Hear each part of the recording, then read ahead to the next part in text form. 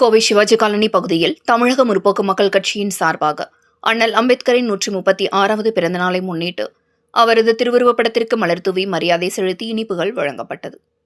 சட்ட மாமேதை அண்ணல் அம்பேத்கரின் 136வது பிறந்தநாளை முன்னிட்டு கோவை சிவாஜி காலனி பகுதியில் தமிழக முற்போக்கு மக்கள் கட்சியின் தலைமை அலுவலகத்தில் இன்று அம்பேத்கர் பிறந்தநாள் விழா கொண்டாடப்பட்டது. தமிழக முற்போக்கு மக்கள் கட்சியின் மாநில துணைத் தலைவரும் கோவை கவுண்டம்பாளையம் சட்டமன்ற தொகுதி வேட்பாளருமான வழக்கறிஞர் புஷ்பானந்தம் இந்த விழாவிற்கு தலைமை தாங்கினார். தொடர்ந்து அம்பேத்கர் திருவுருவப் படத்திற்கு மலர் தூவி மரியாதை செலுத்தப்பட்டது. மேலும் அவரது பிறந்த நாளை முன்னிட்டு இனிப்புகள் வழங்கப்பட்டது. மேலும் அம்பேத்கரின் நினைவுகள், அவர் செய்த தியாகங்கள், சட்ட வியூகங்கள் குறித்து விளக்கவுரை எடுத்து கூறப்பட்டது.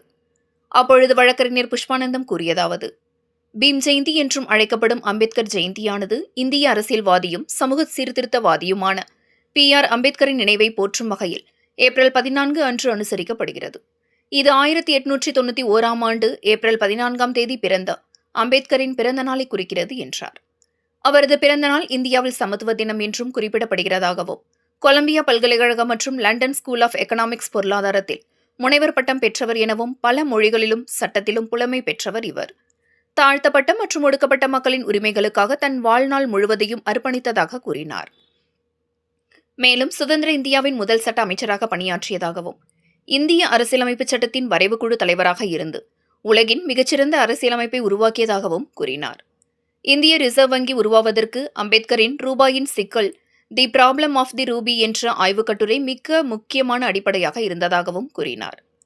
இது வாரிசுரிமை சட்டம் மூலம் பெண்களுக்கான சொத்துரிமை மற்றும் சம உரிமைகளை போராடியவர் அண்ணல் அம்பேத்கர். இவரது பிறந்த நாளில் அவரை கொண்டாடுவது நெகிழ்ச்சியை ஏற்படுத்துகிறது என்றார்.